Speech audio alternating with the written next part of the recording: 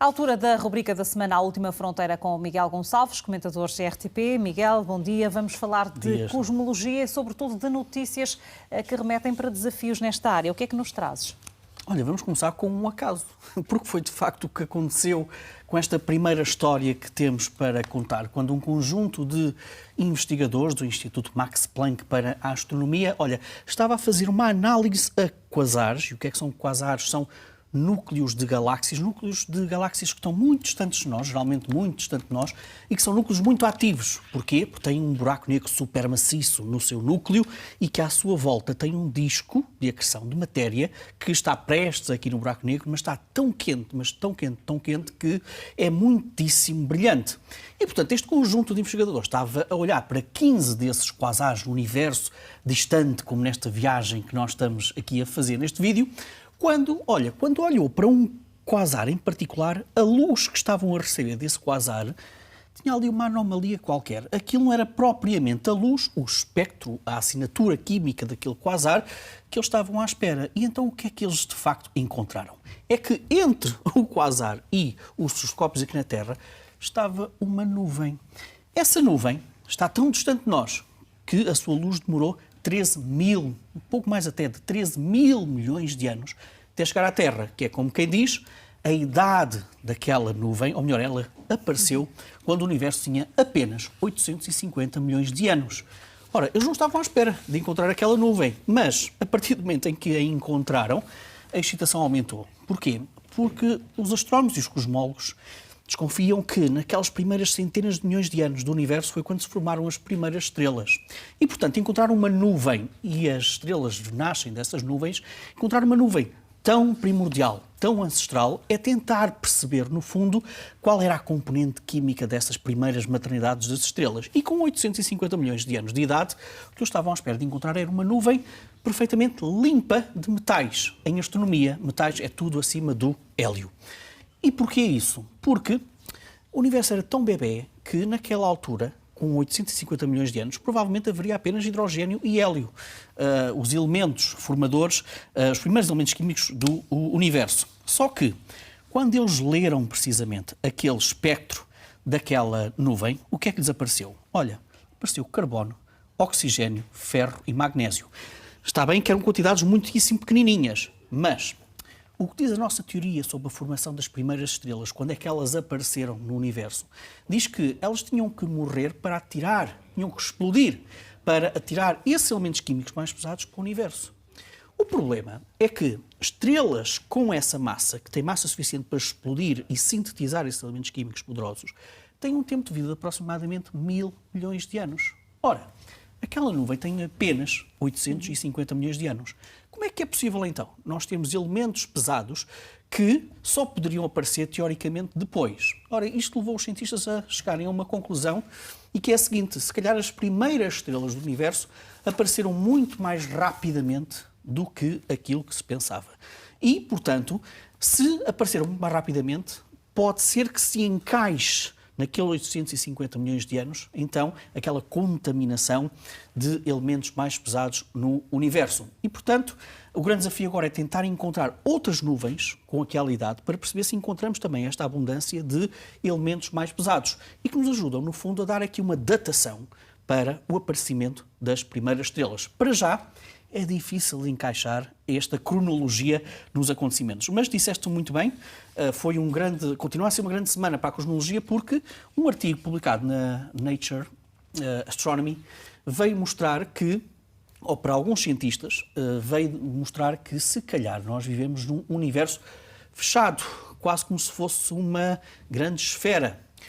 Ora, isto contraria todos os modelos que nós temos, que vêm da própria teoria Big Bang, e que diz que nós vivemos num universo plano e em expansão. Em boa verdade, neste artigo publicado, estes astrónomos também dizem que o universo está em expansão. Mas ao contrário de ser uma expansão, como por exemplo o tampo desta mesa, uma expansão plana, é uma expansão no diâmetro desta esfera do universo.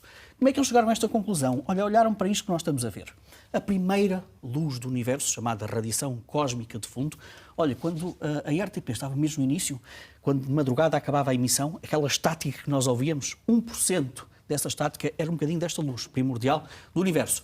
E os cientistas desta investigação dizem que aquela luz é capaz de ser difícil de interpretar pelo seguinte: há lentes gravitacionais, isto é, há grandes massas do universo que conseguem distorcer tanto a luz desta primeira luz do universo que pode nos dar valores errados para os constituintes principais do universo. E, portanto, de acordo com este estudo deles, se calhar as lentes gravitacionais estão-nos a induzir em erro. E se calhar nós não estamos a crescer, o universo não se expande de uma maneira plana e infinita, mas se calhar fechado.